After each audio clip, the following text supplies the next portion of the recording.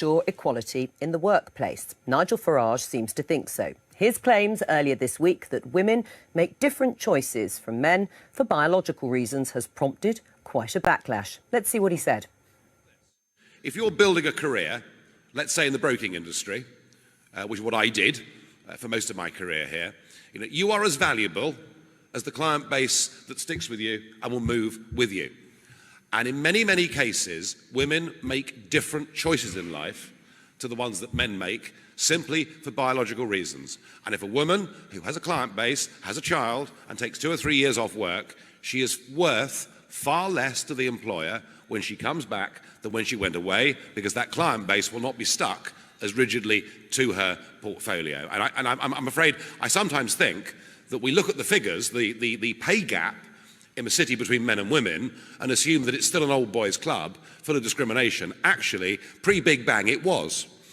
No question about that. When I first worked in the city, it was a deeply sexist place. It really was. That's all gone completely. I don't believe in the big banks and brokerage houses and in Lloyd's of London and everywhere else in the city. I do not believe there is any discrimination against women at all. I think young, able women that are prepared to sacrifice the family life and stick with their career will do as well, if not better, than the men. Controversial. With me in the studio is a woman who's been very successful in the city. Louise Cooper is a financial analyst and commentator and a mother. And is champing at the bit to discuss Nigel's comments. But first of all, Nigel, you said that... Well, just get the ground rules here clear. If you're a television presenter, right, you can have a baby, and come back, no problem. If you're a dentist, you can go. If you're a financial markets analyst, you can take time off and come back. If you're working on a brokerage desk, right, which I did for many, many years, I would not even take a fortnight's holiday because that was too long to be away from those accounts. So I was being very, very specific. Except you said there was no sexual discrimination, you believed, against women in city firms. Well, city firms... What do you base that on? City firms are far more hard-nosed and look at the bottom line. And I do not believe the reason women are paid less in the city is because we have gross discrimination. Louise?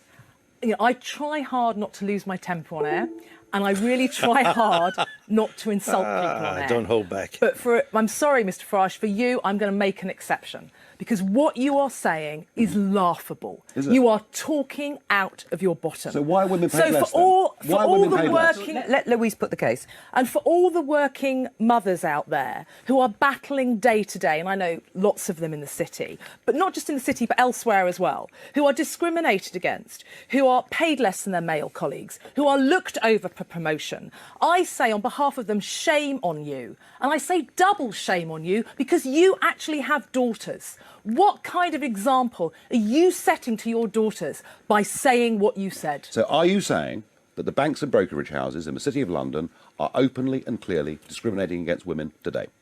Openly and clearly is difficult, but they are discriminatory. The point you make about maternity leave, OK?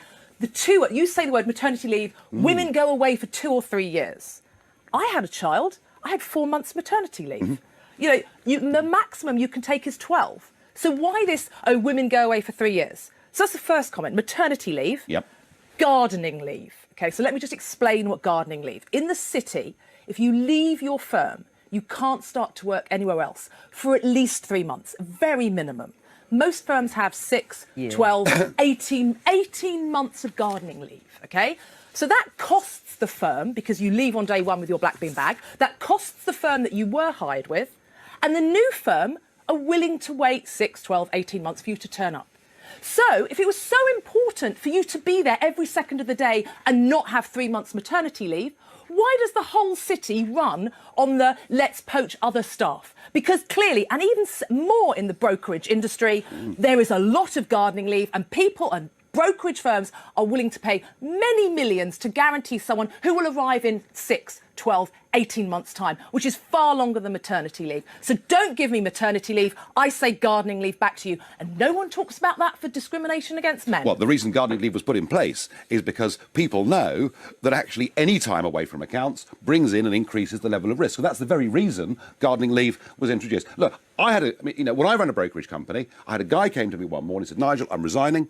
I'm going to do the childcare at home because my wife's got a better job than me. And there are now 1 million men who are at home bringing up children. I'm making a general point that in a fiercely competitive world like the brokerage end of it, that women are disadvantaged if they have children. Now, that is a simple statement of fact. And so there is discrimination against women who have children. That's what you're saying. In the city, they are discriminated I'm making against. the point that lifestyle choice of having a family makes it harder to... It doesn't make it impossible, and there are some people that manage it, but that, I think, explains why women are paid less. Okay. I do not accept that the City of London now discriminates heavily against women. I don't accept that. No, I don't accept that at all. Right, you're saying women who have families are discriminated against. Women who decide to have children are discriminated against. No, they're not discriminated against. In a bottom-line business, they make it harder for themselves. It's simply a statement of fact. Well, except Louise isn't the only person who's been screaming. Oh, I know. Ruby McGregor-Smith, Chief Executive of Mitai, Anne Richards, Chief Investment Officer of Aberdeen Asset Management, Lindsay Ricks, MD of Santander Wealth Management. They all have children. They're at the top of their game. It can be done. There aren't many. They're discriminated against. So Janet Yellen became boss of the Federal Reserve, possibly the most powerful job. She's got kids. When she became head of the Federal Reserve, I wrote a piece about it and said, these are, in my view, the 10 most influential financial women in the world. I read that. 8 of them have kids. It is laughable. One of them is the head of one of the most successful hedge fund businesses in the world. Hedge funds do their, spend 20 hours a day at work. One was private equity. One was, Reinhardt and Rogoff. One of those is women. Christine Lagarde. Christine Lagarde at the IMF. It is laughable that because a person has a wound, they can't do a job. Less to their companies? We have to make a decision here, don't we? Women are paid 30% less than men in the city. Why is that? And I'm suggesting it's because they make different lifestyle choices. And whilst there are some women who want to have families... Is that right, though, Nigel? Is that right? Yes. It may not be right. It may not be right, but it is the way the world is. A lot of women, some women are happy to have a family and a big job, but it's a hell of a difficult thing for them to do. So if I'm wrong, then we do have gross discrimination in the city. I have an alternative view of the reason why women are paid 30% less in the city is because you play deliberately to all the sexist bosses out there and allow and cause this very problem. You have made the situation worse. For all the working mothers, not just in the city, you have made the situation worse. Can I put you, are women worth less in your party if they have children? No, because they're not. Listen, I repeat, I was talking about a dealing room environment in the brokerage business, a very specific audience, not about professional women in general. You can see how it's fueled the argument, can't you? I can, because people deliberately choose to have a row over it. I was being factual. I think... But it's been demonstrated that it isn't factual. I would not take a fortnight off when I was doing that job. No more than a week. One thing I will say to you, risk. Louise, about women in the city, they earn, relative to many other industries, a lot of money. They can afford to pay for that childcare without losing the majority of their salary. I put to you, in general, that can be a big problem. Well, exactly, and that is, so, again, when I said shame on you, Mr Farage, I say shame on you for all the daughters out there who are trying for a career in the future, and for all the women who want to work, but because childcare is so damned expensive in this country, cannot work, but want to, you're making their situation worse. I'm not talking about 99% of the jobs market in this country. I was talking about one specific area. Thank you, Louise Cooper. Have you finished? Yeah, I've finished, yes. Up the front page of the Washington Post today, they claim the White House is already in, yes, crisis mode. Tonight, a Democratic congressman is actually talking about removing Donald Trump from office. And then there's the DNC. Its senior advisor, Zach Petkanis, is charging the Trump